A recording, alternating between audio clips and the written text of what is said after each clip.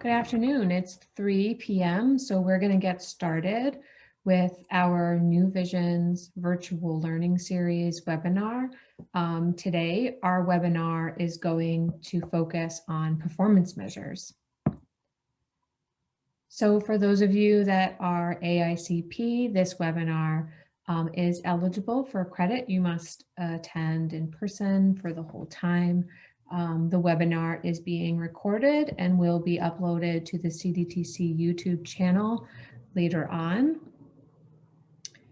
And for those who have not attended a New Visions virtual learning series webinar before, this is a monthly webinar series on the third Tuesday of every month. We focus on a different topic or program that's covered in our long-range plan, New Visions 2050, with the purpose of providing tools and some guidance on how you as a planner, an engineer, or other transportation or land use professional can help the region move its New Visions goals and investment principles forward. So if you visit the CDTC website, you will find previous webinars that have been recorded and are uploaded, as well as information about upcoming webinars like the May 18th webinar planned on bicycling in the region. So the agenda today is that I'm going to kick things off with an overview of the New Visions 2050 plan, and I'll keep it brief because I know many of you are familiar with it or have attended previous webinars and have heard. And then we'll have Jacob Beeman from the CDTC staff talk about CDTC performance measures and how they're embedded in New Vision strategies and recommendations. And we also have Gautam from the Federal Highway Administration, who will provide the federal perspective on performance management. So during the webinar, if you have questions or comments, if you could use the chat or Q&A function. And at the end of the presentations, we will answer those questions or get back to you and summarize things and provide some information on how you can get in touch if you have additional questions or need some assistance on anything related to performance measures or other transportation planning issues. So for those who are not familiar with New Visions 2050, it is a blueprint for regional transportation that reflects a shared vision for the future. It is a 30-year plan for the capital region to guide prioritization and funding of investment decisions. And it was developed collaboratively with transportation providers here in the region, with our local governments, with state agencies, as well as with the private sector. And we did extensive public outreach and received public feedback on the plan. And the Capital District Transportation Committee is a metropolitan planning organization. So one of the major tasks that we are asked to do is to develop this long-range transportation plan because MPOs are transportation policy making and planning organizations, and we allocate federal transportation funding resources. So our goal is to fund transportation projects that are consistent with the vision and strategies outlined in New Visions 2050. And the MPO, like you probably know, includes the our state transportation department, the Capital District Regional Planning Commission, the airport, the Capital District Transit Authority, the Port of Albany, and the Thruway. We also have representatives from all 4 counties, as well as our cities and a number of our towns. So what is in this long-range plan? The New Visions 2050 consists of an executive summary, a system performance report, a public participation plan, 11 different technical area papers, a financial plan, and of course a glossary. If you haven't read the plan or you're interested in the plan, we encourage you to take a look at the executive summary that really tries to pull together all the different pieces and outline what the really what the core vision of our plan is. The New Vision's planning and investment principles. These are 15 principles that are really the centerpiece of the New Vision's plan. They're directly related to criteria that we use to evaluate proposed projects and prioritize them for federal funding. They were developed and proposed over time by New Vision's task forces and by our members. And these principles influence the types of tasks and initiatives CDTC supports, just like, you know, our local road safety plan, the Capital District Trails Plan, and security planning initiatives, as well as other tasks. A quick snapshot of the region is that we're unique in that we're multi-nodal. There's a number of cities in this one metropolitan area. There has been quite a bit of development, but we've been a really slow, we've had very slow population growth. So this development without growth has led to an increase in driving. Also, our demographics are changing. We have an aging population that would like to drive less and have other options. And we have younger people who are delaying getting driver's licenses. And then we also have just a changing where people are living and where job centers are. So as our needs change, our transportation system needs to adapt and continue to accommodate and provide mobility for everyone in the region.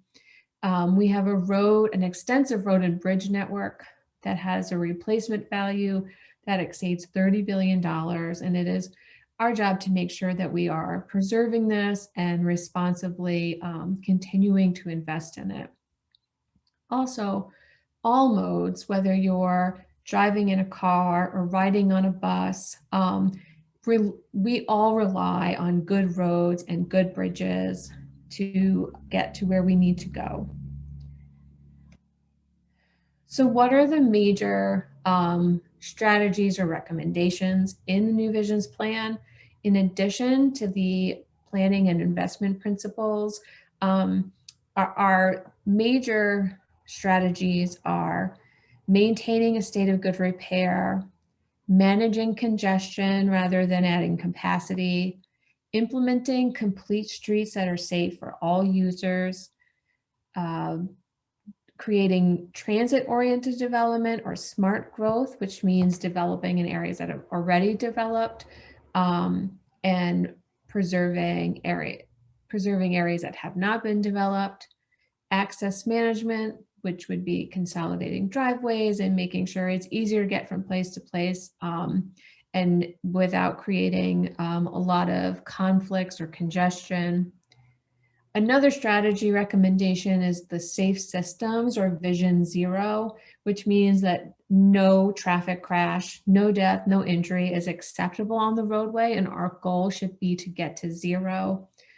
Also, implementing and continuing to encourage compliance with the Americans with Disability Act, helping communities transition to full compliance, and expanding our participation and outreach to the public and making sure that everyone in the region has a voice in providing in giving input into how we develop and invest in transportation.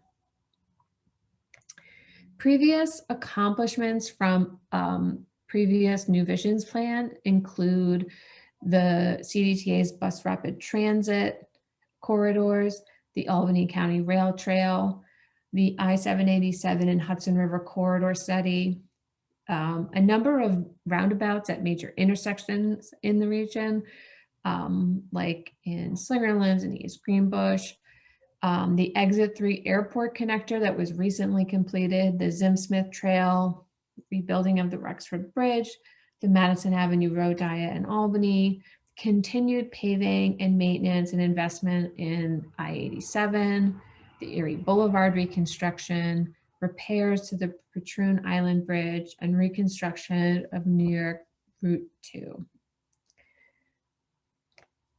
So regional transportation funding, constructing, maintaining, and operating the public transit system, intermodal facilities, bicycle and pedestrian network, and street and highway system included in the New Visions 2050 plan will cost an average of $775 million each year between now and 2050.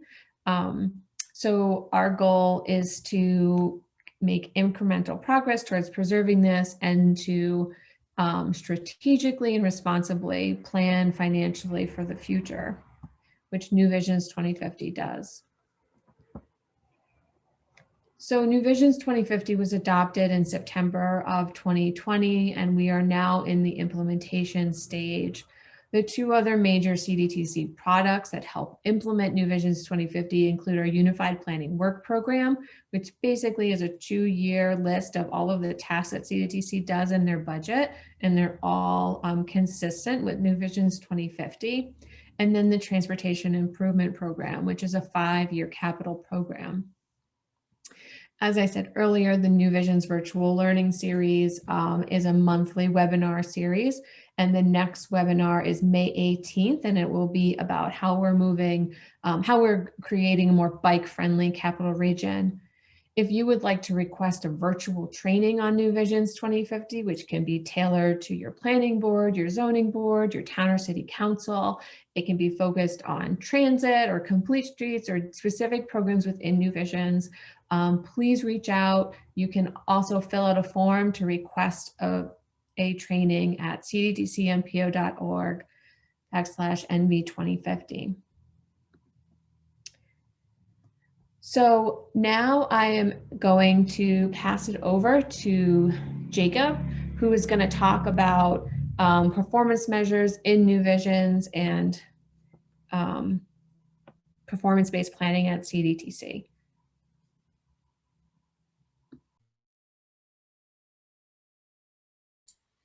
Okay, thank you, Jen. And you can see my screen all right and hear me all right? Yep.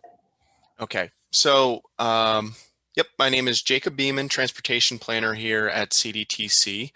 And I'm really kind of the point person for performance measures and managing our performance-based planning program.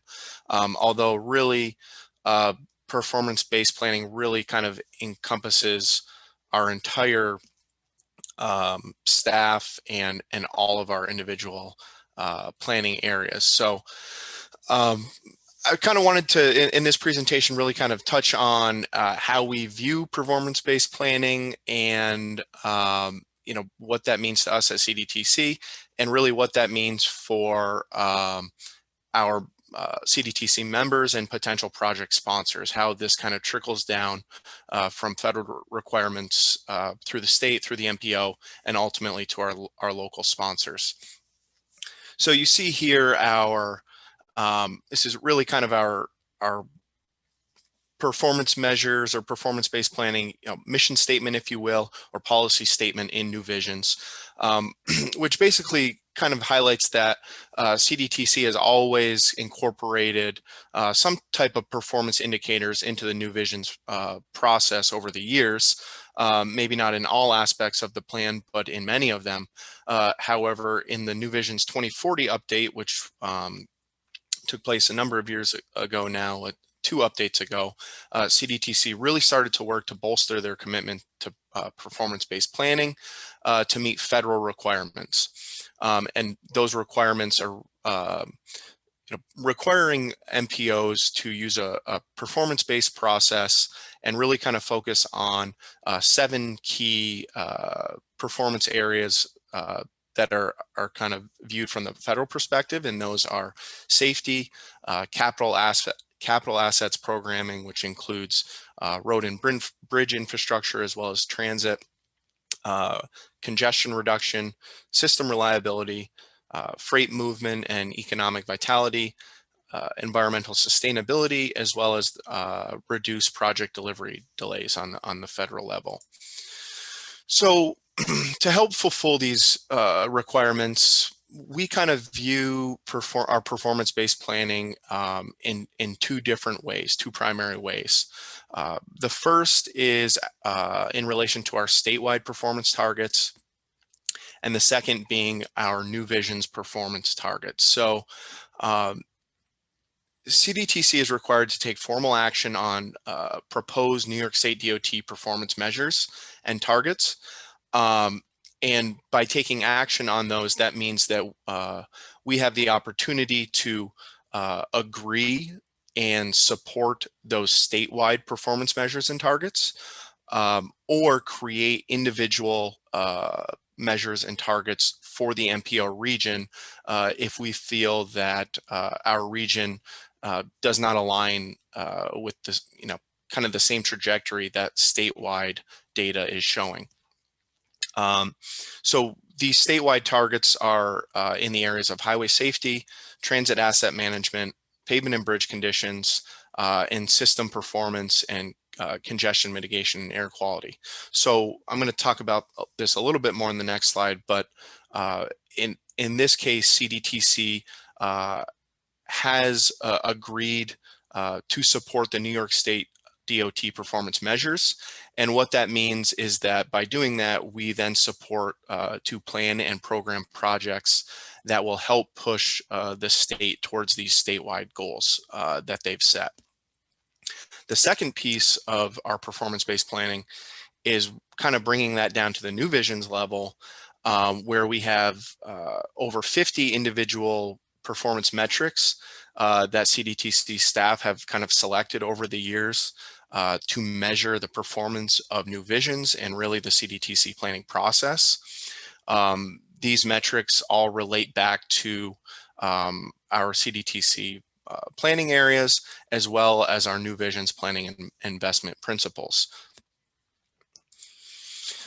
So I'm going to go a little deeper into our statewide targets. So as I mentioned before, we have agreed to support all of the statewide targets in safety, transit asset management, pavement and bridge conditions, and system performance. So really before we made the decision to support DOT targets, CDTC staff evaluated all of these performance measures for our MPO region and compared it to the statewide baseline data and statewide targets to really ensure that CDTC region, was aligning at a reasonable level with the state, and that we didn't need to kind of set our own more or less aggressive targets for the region to get to a place that we wanted to be, or to get the transportation system to a place that we wanted it to be. So in each case, CDTC staff found that it was reasonable to adopt the statewide targets instead of developing our own targets for the MPO region. And as I mentioned, really what that means is that now to support that, we must now plan and program projects with a performance-based approach and be able to prove that we are able to push the state towards these goals over the long term. So I'm going to go through at a higher level here and just kind of briefly touch on each one of the statewide goals. I'm going to talk about it a little later, but really to get into the nitty-gritty details of all of the individual data points and targets, I kind of wanted to leave that out because it's quite a bit of data and really kind of takes a lot to digest. So I wanted to keep this at a higher level as for the statewide targets, as well as our CDTC performance measures that I'm going to talk about a little bit more, but really just give you an idea of the trends that we're seeing right now and what we're doing to help progress and improve in all of these areas. So first, I'm going to talk a little bit more about safety. In our initial review of safety performance data, CDT has found that the number and rate of fatalities are trending downward in the CDTC region, which is a good thing. However, the number and rate of serious injuries are trending upward. However, in our 2018 data, they did experience a decline in both of those categories. But I did want to point out that, you know, all of this performance measures data, you know, we're really looking at trends over time. So although individual data points from year to year may go up and down, right now, the data that we're looking at is on 5-year rolling averages. And over time, you know, the idea is that we're going to be looking at this at a much longer kind of trend line over the next 20, 30, 40 years. And we'll be able to look back and see the progress that's been made. So right now, a lot of the data that we have maybe over the last handful of years where we have it, or there may be some data points, especially when we get into kind of our data set, that we don't have a whole lot of historic data at all, and we may be reporting on a single data point. So finally, the number of non-motorized fatalities and non-motorized serious injuries has also trended upward. So, you know, there has been some progress made on reducing the number of and rate of fatalities, but there are still some concerns and issues with the increase in rate of serious injuries and non-motorized fatalities. So, you know, some things that CDTC has done recently to address this and kind of help improve safety in the region. We recently completed a local road safety action plan, which included a pretty extensive data collection process and analysis, and really focused on the safety of local roads in the region. This revealed that really our local roads, there is no one-size-fits-all strategy. And, you know, really kind of depending on the county and the location that you're in, there's a lot of different issues at play, whether it be, you know, rural roads or kind of a more village type setting local roads, which may have more pedestrian and bicycle issues compared to kind of run off the road issues as we may see more in the rural area.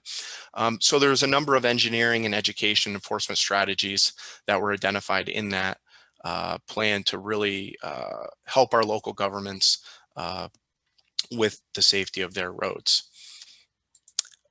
Next, we have the transit asset management piece to the statewide targets. And really, so kind of with this, we're really working with CDTA to develop and approve these targets. Each year, transit agencies are going to set those targets individually and work with us, you know, to make sure that they're reasonable and that we're on the same page, so that then we as the MPO can adopt those targets as well. Right now, these targets really have to do with the expected useful life of the buses and facilities of our transit agencies. So right now there's 6 rolling stock categories. So those are kind of 60-foot articulated buses all the way down to the trolleys, you know, more of the revenue transit fleet as we would kind of see that as. So there's 6 categories of those that are not expected to meet their expected useful life targets, which essentially means that those vehicles are older than we would like them to be. Different vehicles have different useful life targets from 14 to 8 years. So really that implies that those vehicles might need to be replaced sooner than later. There's also 5 equipment categories that are not expected to meet their adopted expected useful life targets. However, all of the facilities categories are expected to meet the targets set by CDTA. So, you know, again, what is CDTC doing to help progress towards these targets? You know, it's clear that there's some replacement that might need to be done. So really, primarily CDTC has a transit set-aside that reserves National Highway Performance Program money for CDTA. CDTA is then able to request the use of that set-aside by proposing a TIP amendment for a new project that could be then used to fund specific projects like a bus rapid transit, Hudson River Corridor is one, and also travel demand management projects. So really they're able to tap into TIP money to help fund the replacement of these vehicles and help them kind of move the needle on their asset management. Next, we have pavement and bridge conditions in the region. So in particular for our statewide targets, these is primarily looking at conditions of the national highway system. Overall, we've seen percent good pavement on the NHS increasing in the CDTC region, which is a positive. However, structurally deficient deck area on the NHS, on NHS bridges in the region has also increased, which means that we have more bridges with structurally deficient deck area, which is not so much as a positive thing. So really how we like to address this in the New Visions, terms is really our basis of New Visions is based on the principle of infrastructure preservation and renewal. And therefore, that's also stressed in kind of our, we'll talk about more our merit evaluations and our project selection. So by supporting a preservation first strategy, we're able to devote significant amount of TIP resources to help fund infrastructure preservation and renewal, and help try to improve the conditions of roads and bridges in the CDTC region. And also you can see the last bullet point there, you know, as far as these being, you know, focused primarily on the NHS, about 40% of new program projects during our last TIP update were part of the NHS system. So would directly move the needle on our statewide pavement and bridge condition targets. Last one here are systems performance, freight, and congestion mitigation and air quality. CDTC has access to a national NPM RDS data set, which helps us calculate a number of different metrics to help measure congestion management and freight movement in the region. So CDTC has really identified a number of different delay corridors on the NHS in the planning area. Some of them, I'm sure if we've all driven in the Capital District, we maybe have been able to pick these out without data. Route 7 alternate and 87 around the Twin Bridges, north and south of the Twin Bridges are kind of some delay areas. And also we have a truck travel time reliability index that also has some notes some key areas of travel time reliability issues in the Capital District. One of the main ways that CDTC likes to approach this measure or metric is really by addressing congestion, not by going ahead and widening roadways right away, but rather implementing ITS and TDM improvements first. So we like to try to look at projects with intelligent transportation systems that are going to coordinate signals and really kind of manage the traffic that we have better. And travel demand management, which is going to help look at how we can kind of remove cars from the existing infrastructure, increase transit use, increase bicycle and pedestrian access and use, and really kind of seeing if we can manage VMT before going out and simply widening roadways to improve congestion. So we always want to look at those ITS and TDM strategies first. So that's really it on the statewide summary of things. And now we're going to move into kind of our New Visions performance, which is really kind of what ties all of this together. So as I mentioned before, New Visions has kind of always had an element, of performance integrated into it. And 2 updates ago, we started to kind of bolster that. And one of the ways that happened was starting to incorporate we'll call them our CDTC or New Visions performance measures. So staff worked with their individual working groups to identify over 50 metrics that help measure the performance of the New Vision plan. These metrics are now integrated into TIP project selection, project development. We use them in linkage studies. And really, we have, if you see the picture here on the screen, we want to make sure that these performance measures kind of go all the way through the CDTC planning process. So if you start at the bottom, we have our quality region, which is really, the outcome of the New Visions plan. That's kind of how we market it, and that's the goal, of course. Then if we kind of move up the trunk, we have our planning and investment principles. So those are kind of more our specific policy statements and principles that are going to guide that plan, and really get us to where we want to be at that 2050 horizon. Then we have our performance measures, and that's really kind of the data and the metrics piece that's going to tell us if we're at that quality region, tell us if New Visions is working, and if we're moving the needle on the transportation system, if you will. And then from there, up at the top of the branches of the tree, we have our individual CDTC program areas that extend out from that.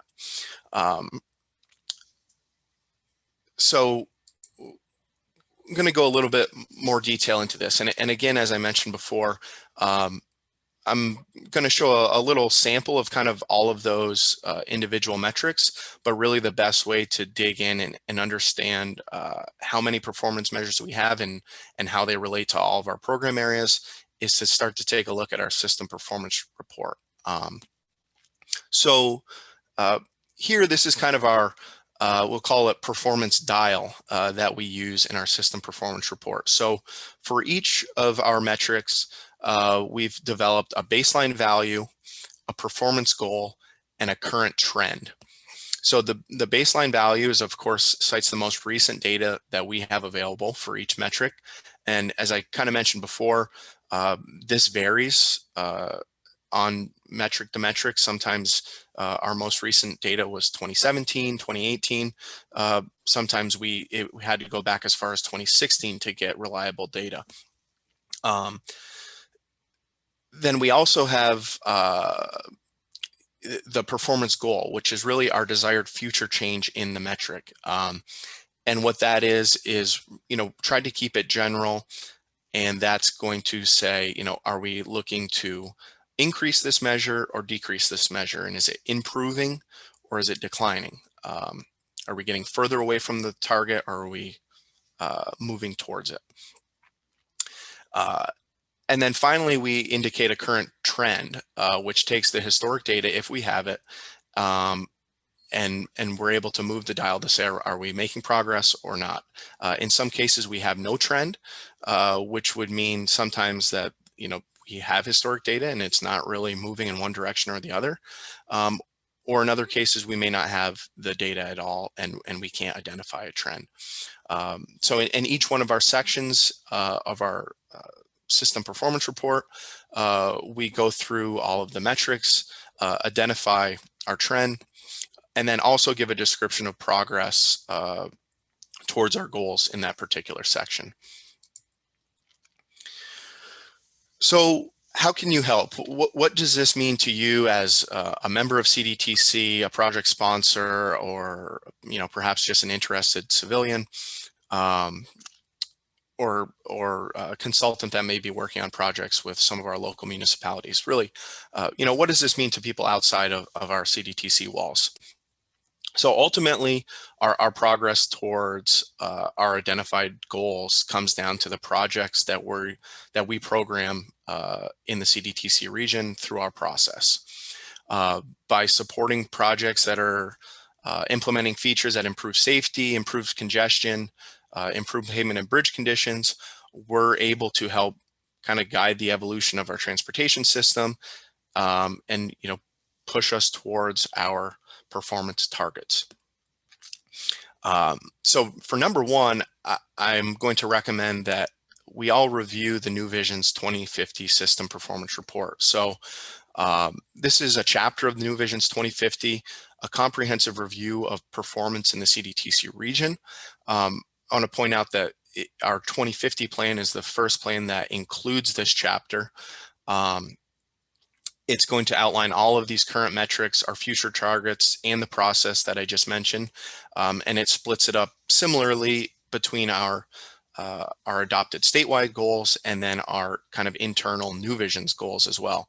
I think understanding these metrics is going to help give our sponsors and public a better understanding of what our goals are as an MPO, what our goals are along the New Vision's line, and how kind of local projects are really going to impact performance.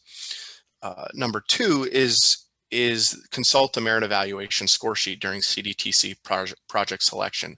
So if you've ever submitted a TIP application or had a project on the TIP, you've likely seen this merit evaluation score sheet before.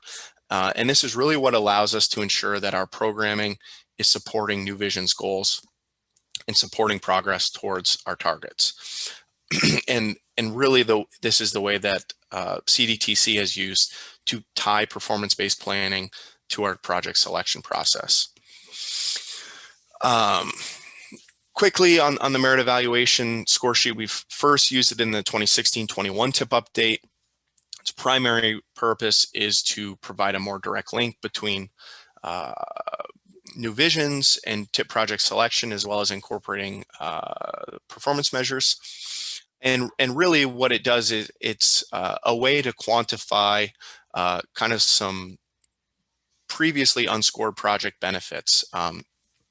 So ultimately, a project is able to gain points based on our different criteria here, 11 different criteria and 22 different categories, so that each project is compared against. And the idea is that the better you score, the more likely it is that the project will be funded. So just always want to mention with this is that the highest scoring projects are not guaranteed funding. Ultimately, CDTC members, planning committee, policy board have the final determination on which projects are funded. There's always kind of consideration for available funding, certain project funding eligibilities, kind of regional distribution of projects. So, getting the highest score is not necessarily a guarantee that the project's getting funded, but it's a great start. Last TIP update, 78% of our new projects were the highest ranked in their individual product categories. So it's a great place to start the conversation when you have a project that does well in the merit score sheet. So quickly, I kind of wanted to finish up with just an example of how the merit score sheet ties into our performance measures process. The merit score sheet rates a project's impacts on specific modes or program areas, and that can then be associated back to our performance measures. So in this case, I just took a clip of our multimodalism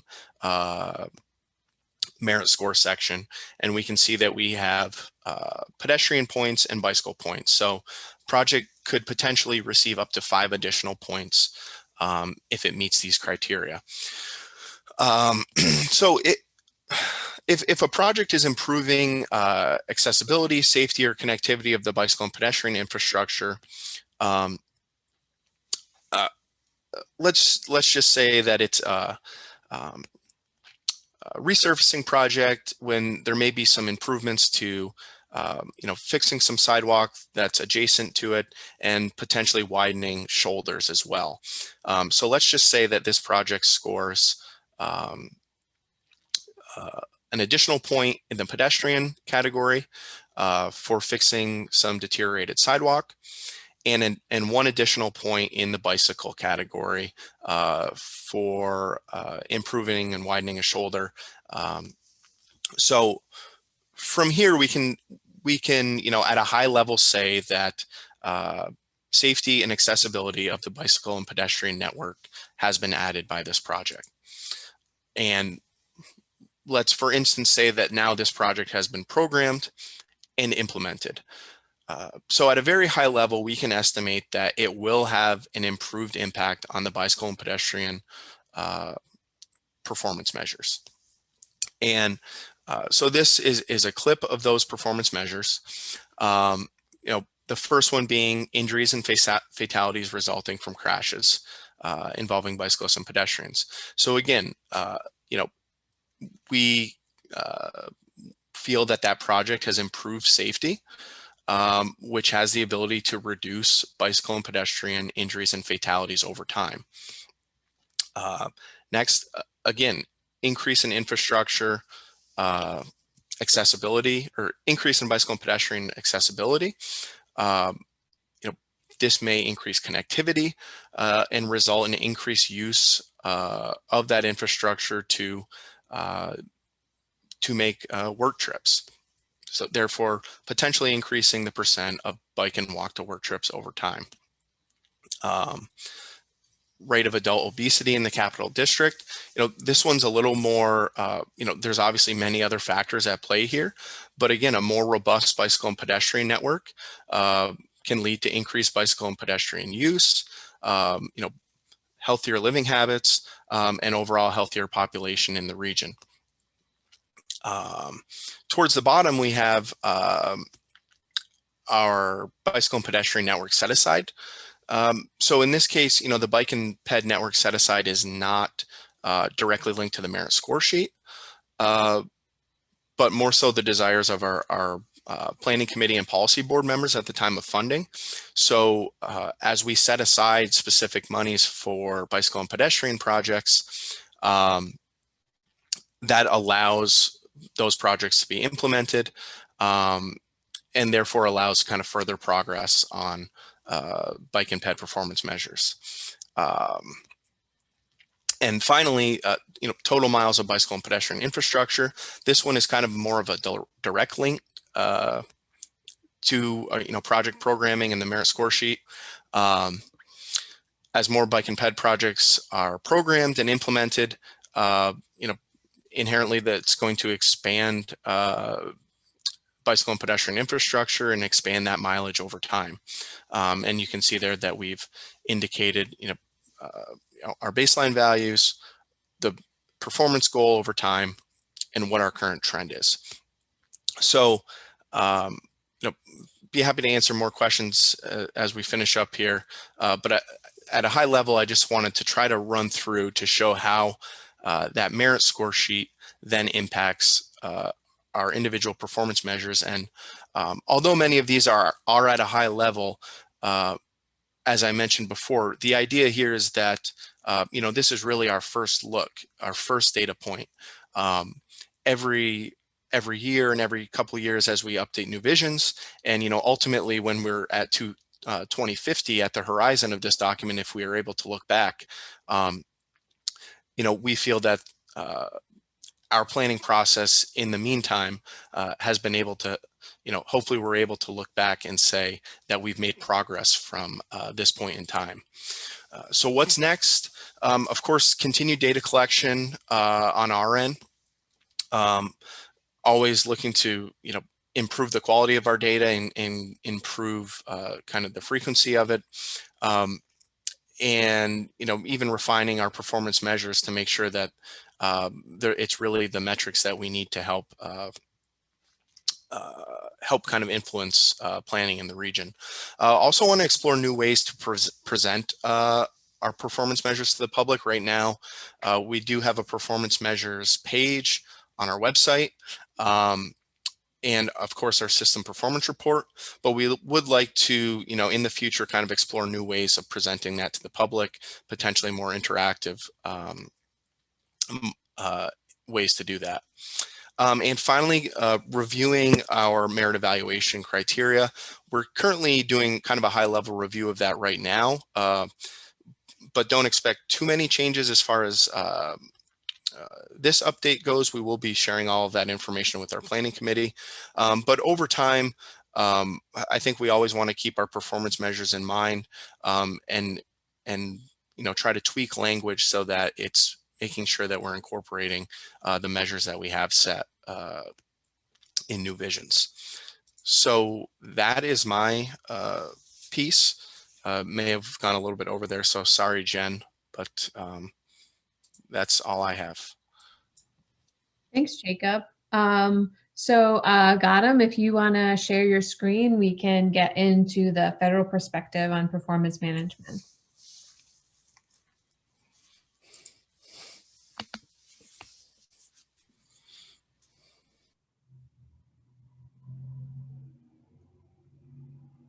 Okay, can you hear me now? I can hear you. If you can do a start slideshow, then I think you get us that. Yep. Can you see that? Okay, excellent. Well, thank you, Jacob, and thank you, Jen. And yes, I will cover how and when the federal government implemented transportation performance management, and by that I mean FHWA and FTA, and what some of the benefits are. But first, I really wanted to just start off by demystifying two terms that we, and indeed I, sometimes use interchangeably. That's transportation performance management, or TPM, and performance-based planning and programming, or PBPP. So FHWA defines transportation performance management as a strategic approach that uses system information to make investment and policy decisions that to achieve national performance goals. You can really strike the word national here and have it applied to any area. So all performance-based planning and programming is the application of those performance management principles. So taking system information and incorporating it into your decision-making in the statewide and metropolitan planning processes. So this diagram, if you've ever looked at CDTC's system performance report, you might have seen it before, shows a basic rundown of the performance-based planning and programming process. Just like with any planning process, you start with goals and objectives, you develop measures and targets, and then within those targets, you develop strategies. Within those strategies, within each of those strategies, you develop a program of projects that get funded.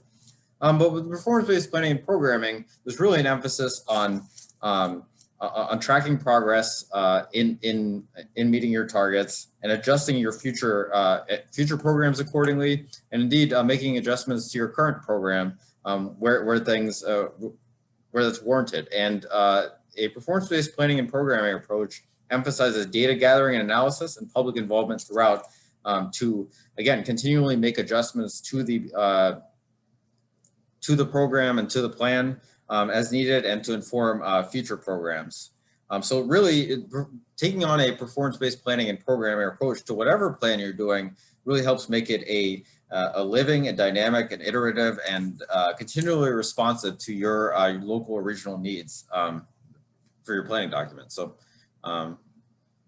so when did FHWA and FTA become involved in performance management? And the answer to that is performance management principles have for decades been a key part of many federal aid programs. And I'll just give you a few examples here. There are probably others. If anyone has ever worked with congestion mitigation and air quality funds, or CMAQ funds, before, you know that that in order for your project to be funded, you have to demonstrate that the project would reduce emissions of criteria air pollutants. And in fact, those emissions reductions are actually reported at a national level.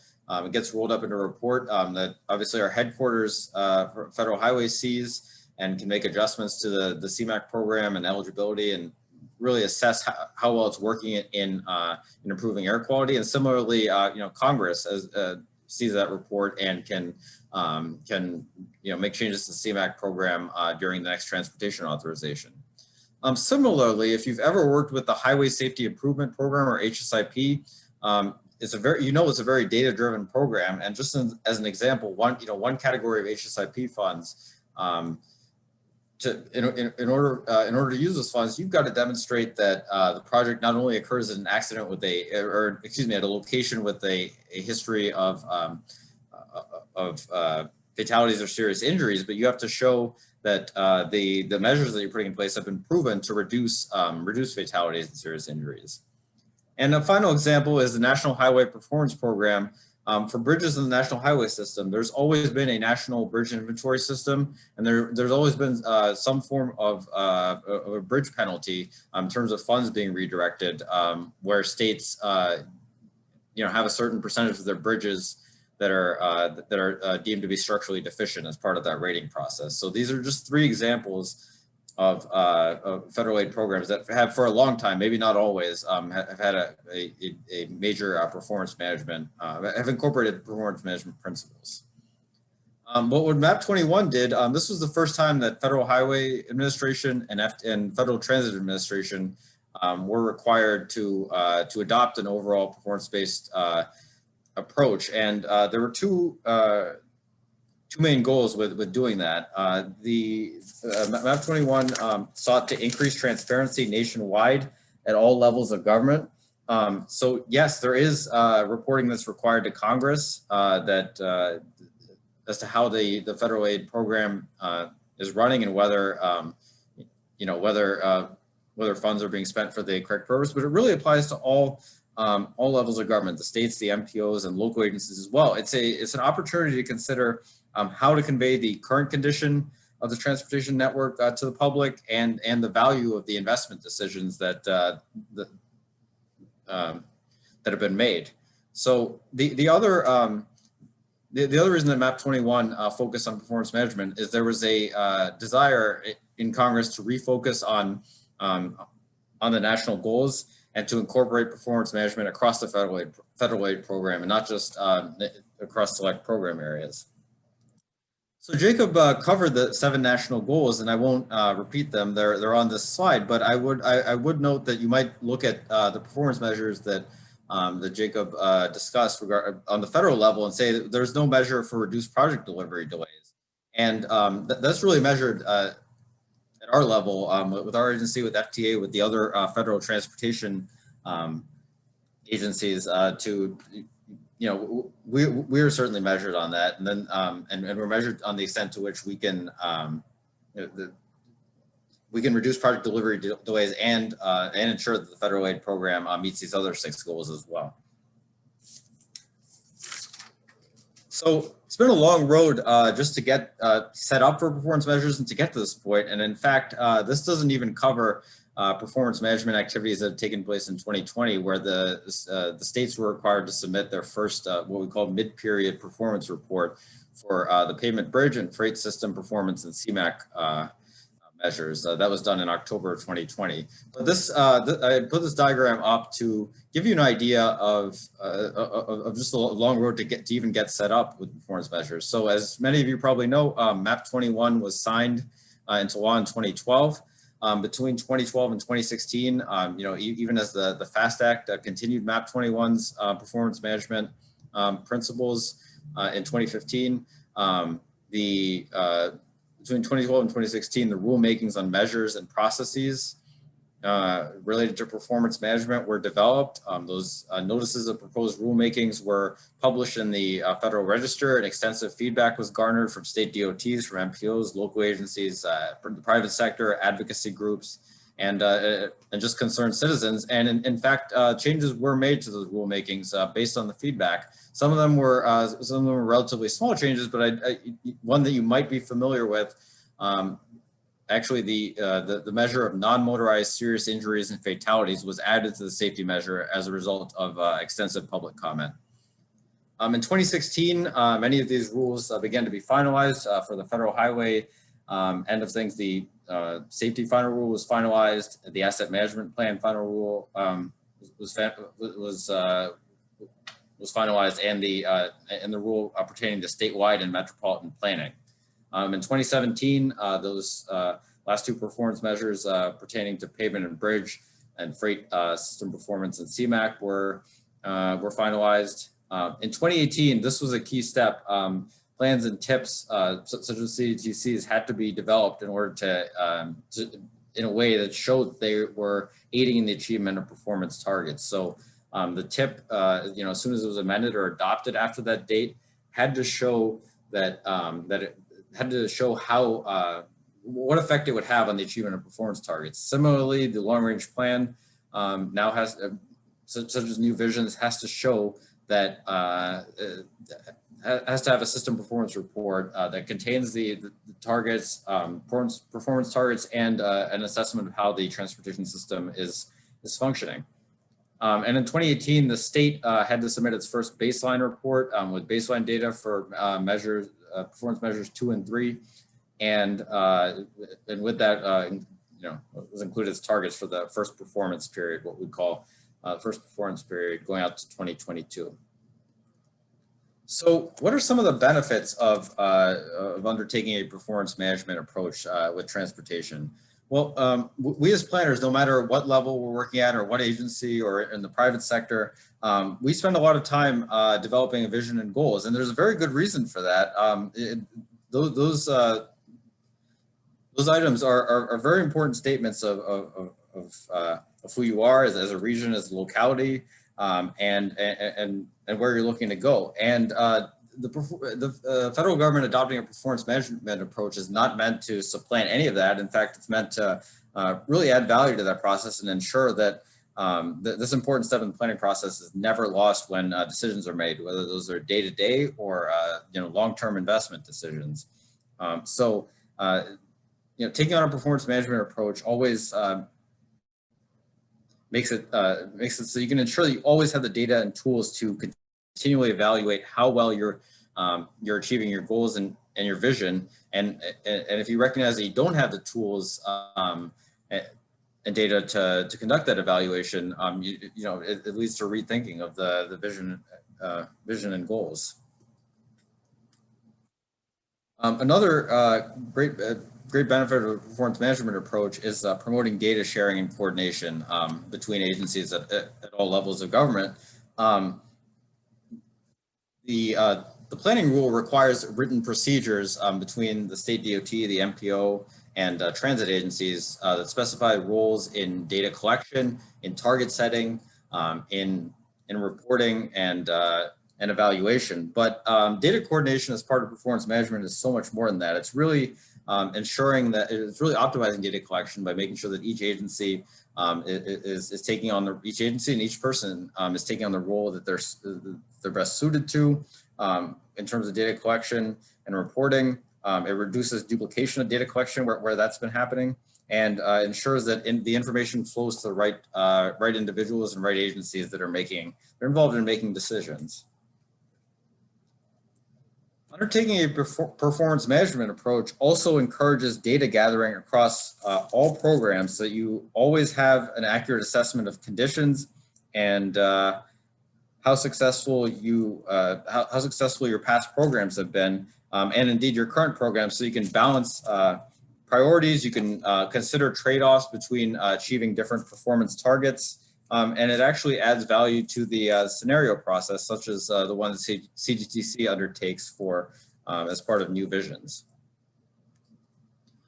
So this is just a diagram of that, and it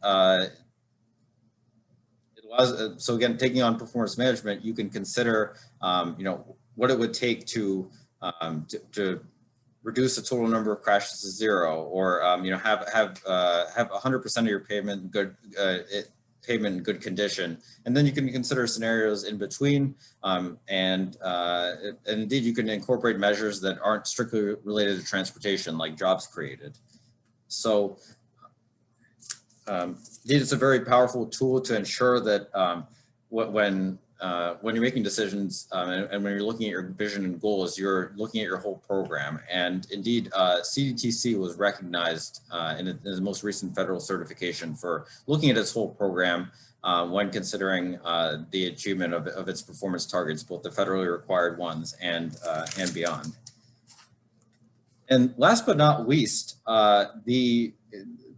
one of the benefits of performance management is the ability to show clear results to the traveling public from the federal, state, and local dollars invested. So yes, there are, I'll emphasize again, there are consequences to the state DOT in particular of not meeting their federally required performance targets in for some of the measures.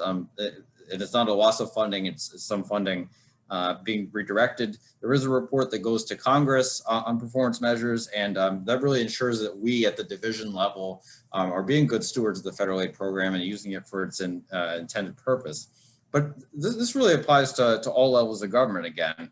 In addition to the showing clear results from dollars investment, it also shows the clear results of the amount of time and effort that you spend, for example, making decisions around the table at CDTC and carrying out projects to completion, and then in fact monitoring implementations so that you can look at the success of the program and consider it the next time a transportation improvement program or a long-range plan needs to be updated. So I'll emphasize that planning documents are just a great vehicle for accountability and transparency, and performance management and incorporating performance measures really just enhances the value of those documents for accountability. So all of these plans that you see here on the screen are potential points of contact with the public to show with performance data how investments are maintaining and improving the transportation system. Some of these plans have more public engagement requirements than others. And when I say that, I mean federal requirements, but all of them have the potential to ensure the government, that the public is aware of the current system, where the state of the current transportation system, and can inform future priorities and make adjustments to and be involved in making adjustments to the current plan. And another great accountability strategy with performance measures is the use of dashboards on the web or in a report. Jacob showed the example of CDTC's performance dials, and that's a wonderful example of being able to convey performance information simply in an easy to interpret way. This is just another example from our website at Federal Highway Administration. This is data from New York for some of the measures for 2018. This is their baseline data this is actually their baseline data from 2017 for safety, and this allows comparisons across states. If you find that one state is doing something very well, it creates that opportunity for communication. And again, it's another point of contact with the public on performance measures. So I just want to leave you by emphasizing that yes, there are specific federal requirements related to performance measures, but it really is about the approach, and this is just another way of looking at it. And again, you can scrap the word national from the goals and apply this anywhere. Goals lead to plans, which leads to evaluation and reconsideration of those goals. And so this process helps ensure the planning process is continuous and iterative and can be adjusted as you're going through a plan cycle.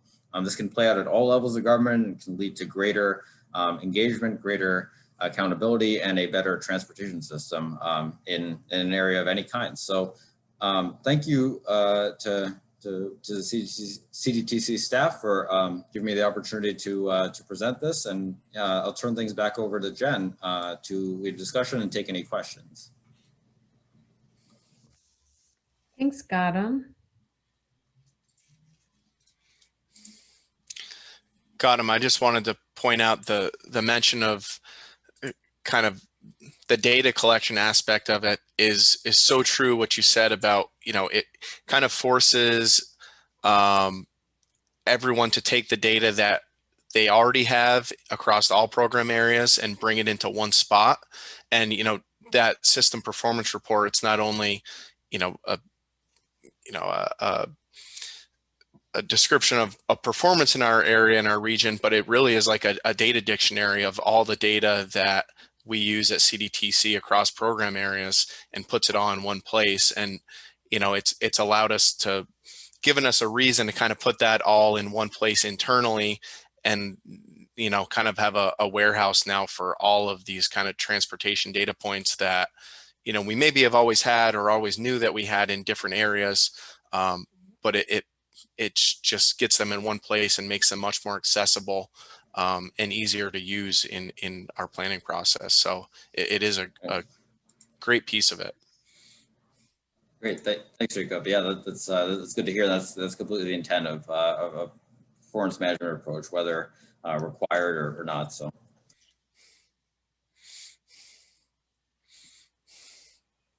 All right, thank you, Gautam, and thank you, Jacob, for those two presentations.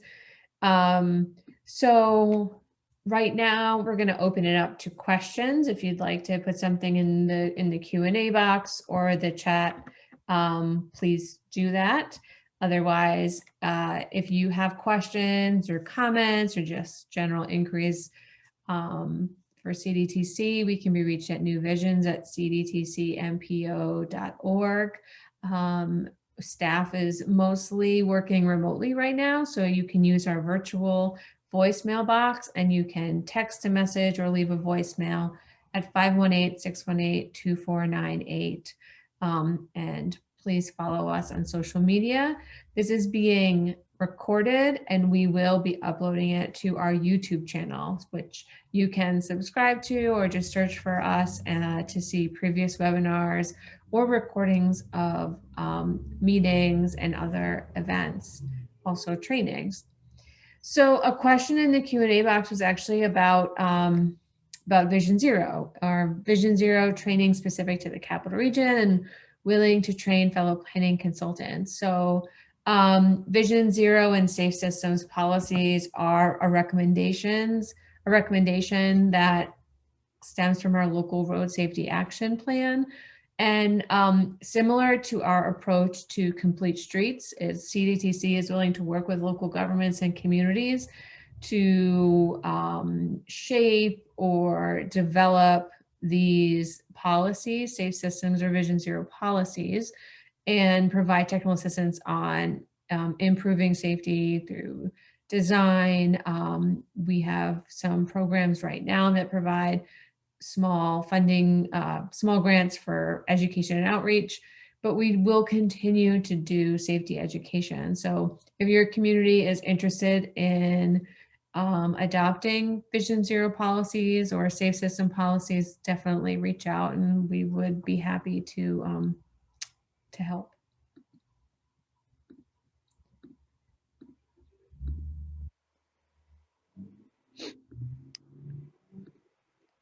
You can give folks another minute if they want to put anything in the chat, ask a question.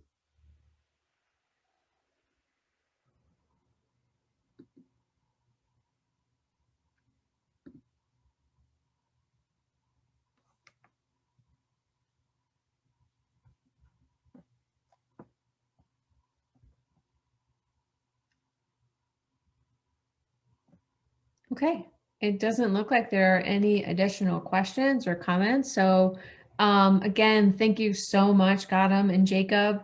I hope you both have a great afternoon and we will see you soon. Thanks, Jen. Thank you, Thanks, Jen. Scott. Thanks, Jacob.